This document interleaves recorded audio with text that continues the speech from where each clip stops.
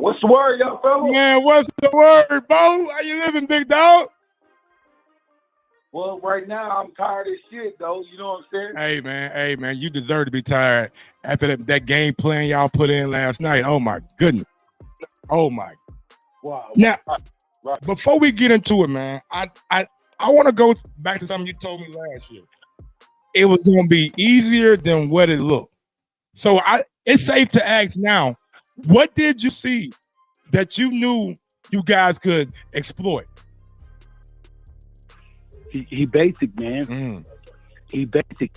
Remember Spence and they were always saying, well, remember the last interview, Spence said, well, he's good at fundamentals.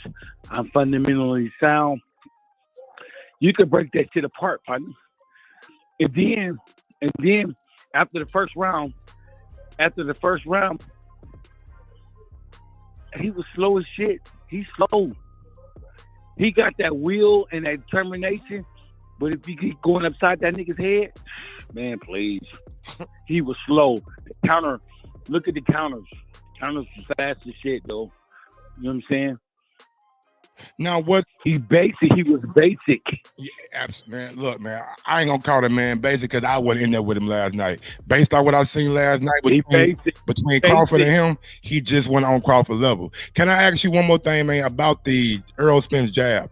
How did y'all know that was gonna be one of the biggest keys to the fight? And how did y'all go about taking his jab away? Hey, so listen. Look at all of his fights. He start off with a jab, and he hardly bring his feet with him when he goes to the body, right? So he got a good jab. He got a good double jab. Well, on his double jab, the fighter that he's fighting got to be somewhere placed at a certain place in the ring. You can't be still. Don't be still. You can't be still in the middle of the ring, and then once you get closer to the ropes, you got to move side to side or take a half a step back. Real simple. You heard me say it in the corner. Only time you throw that double jab to go into the body is when you're close to the ropes. Make sure you have some room to work. When you want some room to work, you take a half a step back and you start coming underneath and you start going side to side. You know what I'm saying? And then once Bud got it to them, it wasn't no more ropes no more. It wasn't no more ropes. But if he did get to him, catch and counter. Real simple. Y'all made it look simple last night. I can tell you that. But going into the fight, outside of his jab, was there anything else that you guys was worried about? Because a lot of folks thought Errol was the bigger, stronger man. No. You know, I wouldn't give a damn if he was 200 pounds, but this is where he fucked up at. His legs is too far apart. So what he does is he brings his size down. He brings his height down. When you bring your height down, you start reaching at the fighter because your legs are too fucking far apart. You know what I'm saying? And then once you start stepping. If your feet is not fast as your hands, you always come up short. But his feet was slow. His movement was slow, and his hands were slow. So that just made it work perfect. If you see in the second round, going into the second round, I said this motherfucker's not fast as you. Any chance you get to try to counter over top, make it happen. He countered over top with the left hand, and he came back with his jab, a 2-1. That's when he dropped him. Simple. When he got up, he would have stopped him in the second round if that take a bell with a clap. You think he would have stopped him in the second round, Bo? Oh, fuck yeah! Look at him. Ooh. He was done. Go look at his balance, man. When he got up, man, he was done. Even though when the ref was like, got him up and gave him his 8 count and the bell rung, he laughed. He still was shaky. If Bud would have had another minute, he would have stopped him. He would have fucking stopped him. I promise you that. Can we put to bed the resume talk? Resume. He ain't fought nobody. Now, I'm not gonna lie. Last night looked like one of Bud's easiest fights at welterweight. Easy. Like I said before, they fucked up and let us grow into the weight.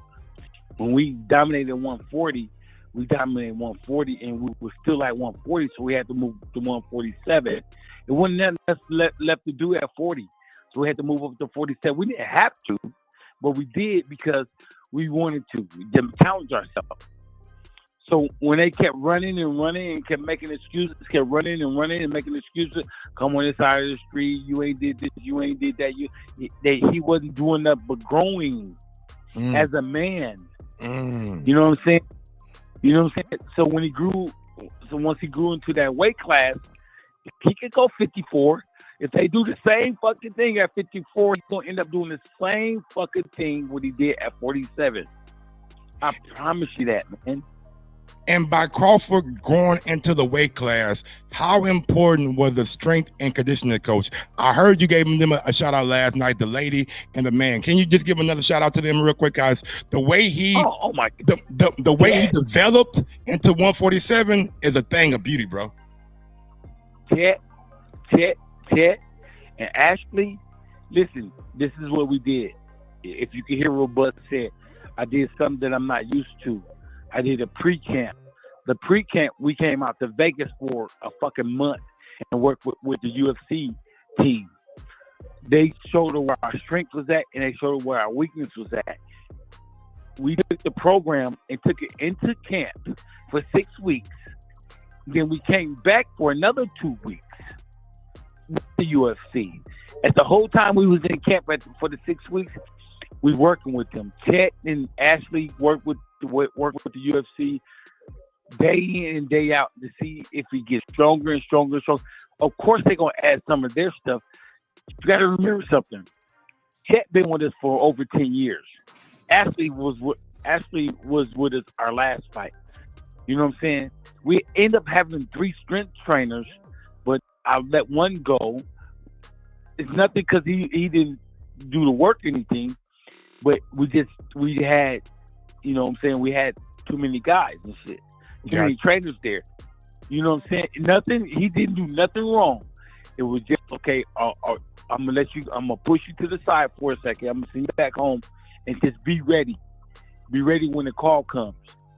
And I thank UFC for that, because UFC gave us different names to pick from to help us. But most of those guys was either busy with pre-season football, or they had other fights coming up. And so my guy, I'm not gonna say his name, but my guy was ready. He came in with the pre-camp and everything, and worked with us and worked with Terence. Killed it. But then when it came down to we started getting down to the nitty-gritty, I had to make a choice. I had to make a head coach choice. Okay. You know what I'm saying? Now, I'm gonna set you to the side for a minute. And I'm gonna still pay you, but I just need you to be on the sideline for a minute as assistant coach. Absolutely. You see what I'm saying? Just like Bernie the boxer, he's assistant coach. Shout out Bernie too, man. Bernie been telling everybody, man, what Bud was gonna do. Shout out Bernie, man. Yeah, Bernie the boxer, man. I've been knowing Bernie since he was 12. Sure, man. You know what I'm saying? I coached him all his pro fights. I've been his fucking coach, his amateur fights, all of that. You know what I'm saying? But you know, I'm not gonna take all the credit, because you got Midge, you had Larry Littlejohn, you had guys before me. You know what I'm saying? But they trained me, they taught me to get to this level. Now those guys don't have the accolades that other trainers got. You know what I'm saying? Because they're from the Midwest, they was in other stuff and this and that. But the everyday gym, Charlie, they was there. They was pushing me. They pushed me as a fighter, as an amateur fighter. And when it got professional, it kind of swindled down to like Carl, Midge, Larry. Then we got to get down to the nitty gritty. You know, when Bud was coming up, Mr. Lil John passed away. So Midge would say to me, man, stay back and help me with these kids. Because they was kids. Mm-hmm. Bring the boxer, Bud, Red Spikes. They was kids. It was kids. Wow. Oh, knucklehead ass kids coming in the gym. You know how knucklehead boxers come in the gym and shit. You know the boxers that come in the gym halfway got their bag together and shit. Leave some shit in the bag, leave some shit in the locker room and shit, playing around and shit. But when it's time to go, them the motherfuckers that go.